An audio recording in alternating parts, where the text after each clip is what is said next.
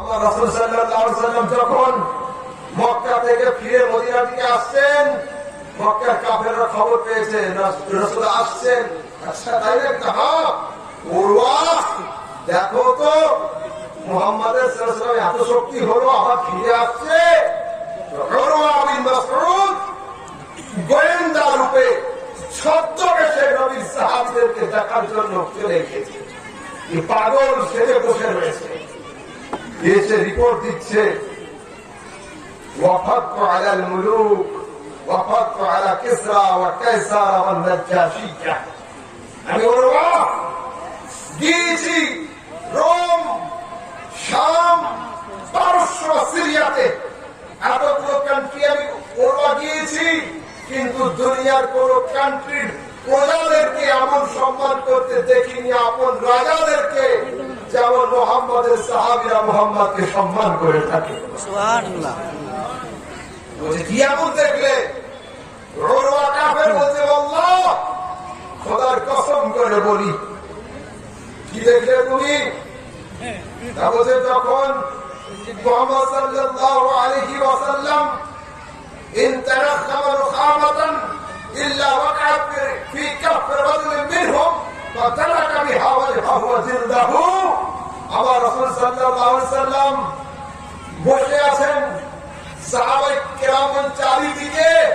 যখন আমার রাসূল থুতু মুবারক ফেলার জন্য গলা খেটকানি দিচ্ছিলেন, তো সাহাবায়ে কেরামদের মধ্যে হুড়াহুড়ি হচ্ছিল রাসূল কোন দিকে মুখ করে থুতু ফেলবেন। যদি তিনি ডান দিকে মুখ করেন, সাহাবীরা ডান দিকে ভিড় লাগায়, যদি বাম দিকে মুখ করেন, সাহাবীরা বাম দিকে ভিড় লাগায়। শেষ পর্যন্ত ফেলতেই তো হবে। যেদিকে থুতু ফেলতেন সবাই হাত পেতে নিত, যার হাতে থুতু পড়তো ও তাড়াতাড়ি করে নিজের মুখে এবং দেহতে লাগিয়ে নিত। যে নবীর থুতু পেত না, ও সেই লোকটা হাতে সালাম করে নিজের হাতে লাগিয়ে নিত। বুখারী শরীফ শোনাচ্ছি, বুখারী শরীফ কি বলছেন? এই কথা বলে কাফেরদের সর্দার উরওয়া বিন মাসউদ বলছে, চলো তোমরা মুহাম্মাদের সঙ্গে লড়াই করে পারবে না। আবু জাহেল আবু লাহাব শুনে রাখো, যত বড় বাহাদুর হও, ওর সঙ্গে পারবে না। কেন? তা বলছে যারা আপন লিডারের থুতুকে মাটিতে ফেলতে দেয় না, তারা সেই মুহাম্মাদের রক্তকে কি মাটিতে ফেলতে দিবে?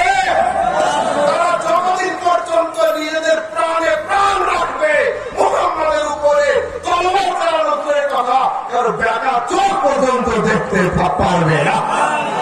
এজন্য তোমরা তার যুদ্ধ করে পারবে না। এর নাম তো আলাপে মুস্তাফা। এই যুবক, আমার সমাজে চলে এই কথা, যে কোনো কথা হলে এখন আলেমদেরকে জিজ্ঞাসা করা হয়, মাওলানা সাহেব হাদিসে আছে?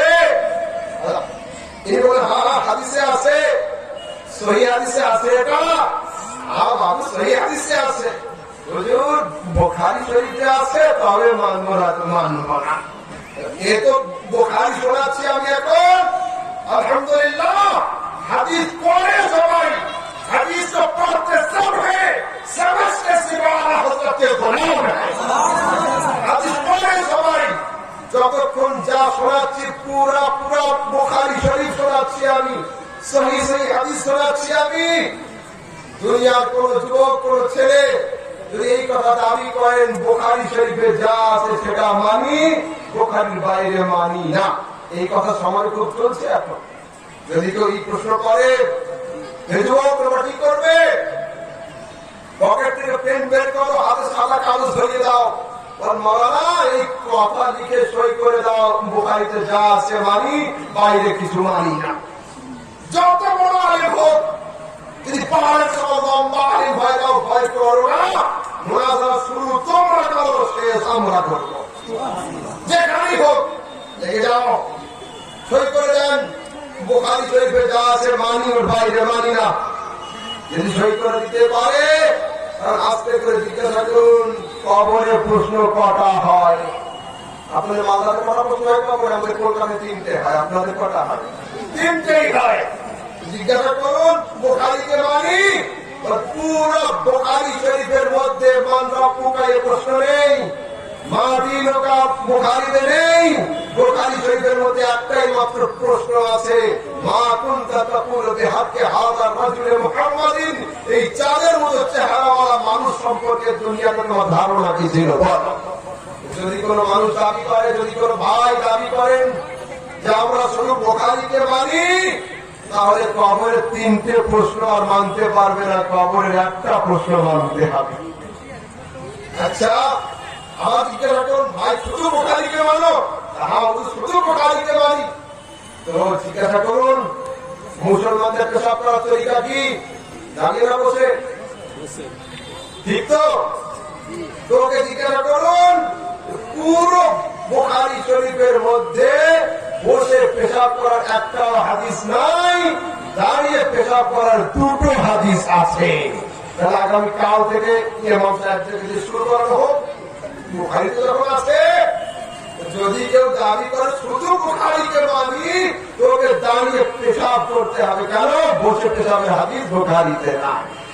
যদি বলে বুখারীকে মানি, কবরে 3টে প্রশ্ন আর মানতে পারবে না, একটা প্রশ্ন মানতে হবে।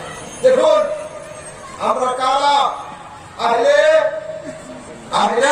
সুন্নাত। সুন্নাত সমাজে দাবি হলো এই, আমরা আহলে হাদিস, আমরা আহলে সুন্নাত। কেউ দাবি করে আমরা আহলে হাদিস।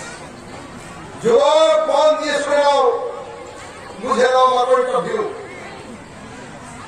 কয়লার রং কালো হয়, সমস্ত কালো জিনিসের নাম কিন্তু কয়লা নয়।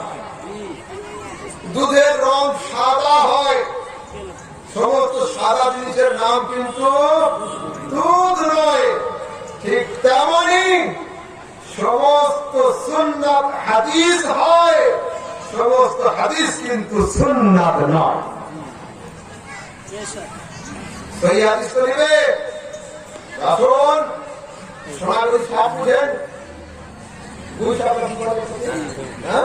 বেদির মধ্যে কি সাপ? ওটা গুই সাপ। খাওয়া চলে? চলবে না। আসুন আমার কাছে সহি হাদিস দেখাই আমি। মিশকাত শরীফ বাবুল হালাল ওয়াল হারাম খুলে দেখুন, এই হাদিসের মধ্যে আছে লেখা, আমার রাসূল সাল্লাল্লাহু আলাইহি ওয়াসাল্লামকে দাওয়াত করেছে একজন সাহাবী বাড়িতে খাওয়ার জন্য। আমার রাসূল সাল্লাল্লাহু আলাইহি ওয়াসাল্লাম হাজির হয়েছেন, সঙ্গে সাহাবায়ে কেরামগণ আছেন। একজন সাহাবী মাঠ থেকে আসার সময় একটা মোটা তাজা সাপ দেখতে পেয়েছে। সাপটাকে ধরে নিয়ে এসে জবাই করে সুন্দর করে মাংস নিয়ে ভুনা তৈরি করে আমার নবীর সামনে দিয়েছেন। সহিহ হাদিস। সাপের মাংস, গুই সাপের মাংস। সাহাবায়ে কেরামরাও খুব খাচ্ছেন, আমার রাসূল খাচ্ছেন না। যদি আমার ড্রাইভার খায় আর আমি না খাই তো চুপ থাকবে? ও তো বলবে হুজুর আপনি খান। সাহাবায়ে কেরামরা বলতে হুজুর আপনি একটু নেন। রাসূল বলতে খাবো না। হুজুর হারাম বলো, হারামও বলবো না। হাদিসের ভাষা হলো এই, লাস্তু আকুলুহু ওয়া উহাররিমুহু, আমি খাবো না, আমি হারামও বলবো না। কিন্তু নবীর সামনে যেটা করা হয়, নবী মানা করেন না, সেটাও হাদিস। এটা সহিহ হাদিস। এই পর্যন্ত পড়ে যদি কেউ পড়াশোনা ছেড়ে দেয় আর এই গ্রামের মসজিদের ইমামতির দায়িত্বে আসে আর যদি জুমার দিনে ফতোয়া দিয়ে দেয়, হাদিসে আছে সাপের মাংস খাওয়া হয়েছে, লকডাউনের সময় পকেটের অবস্থা খারাপ, সাপ ধরো আর খাও, এই ফতোয়া কি চলবে? তখন যে হযরত আমাকে দাওয়াত করেন, আমি তার পরের সপ্তাহে এসে তার 4-5 পৃষ্ঠা পর থেকে দেখিয়ে দেবো এটা আর খাওয়া চলে না। প্রশ্ন হলো এই ওটা খাওয়া চলবে, এখন চলবে না কেন? আমার রাসূল সেদিন হ্যাঁ না বললেন না, আজকের মানা করলেন কেন? রাসূল বলেন তোমরা আমাকে নয় তোমার আল্লাহকে জিজ্ঞাসা করো। আল্লাহ পাক বলেন ওমা ইয়ানতিকু আনিল হাওয়া ইন হুয়া ইল্লা ওয়াহয়ুন ইউহা। আরে আমার নবী নিজের পক্ষ থেকে কোনো ফতোয়া দেন না, মুখ থেকে নবীর ফতোয়া হয় আল্লাহর। এই সাপের মাংস খাওয়া চলবে কি চলবে না, জিবরিল ফেরেশতা এসে ডিক্লারেশন দিয়ে দিয়েছিলেন না, সেই জন্য নবী খান নাই, নবী হারামও বলেন নাই।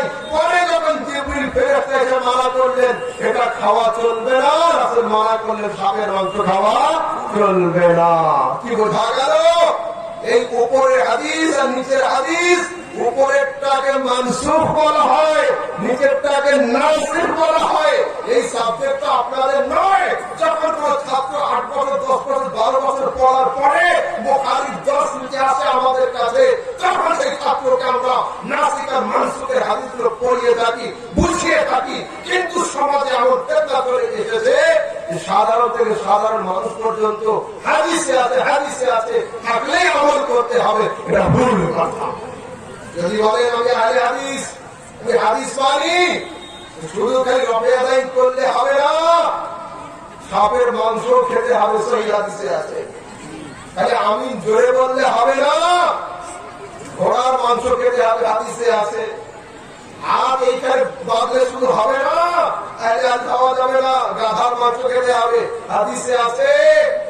একটা কাজ করবো একটা করবো না এটা নয়।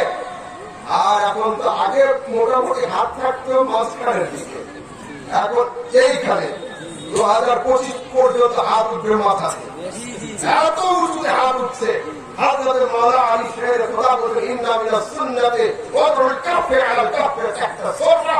রাসূলের সুন্নাত হলো এই বাম হাতের উপরে ডান হাত রেখে নাভির নিচে দিয়ে রাখা। এইবার আদাবে মুস্তাফা সম্পর্কে অল্প শুনলেন।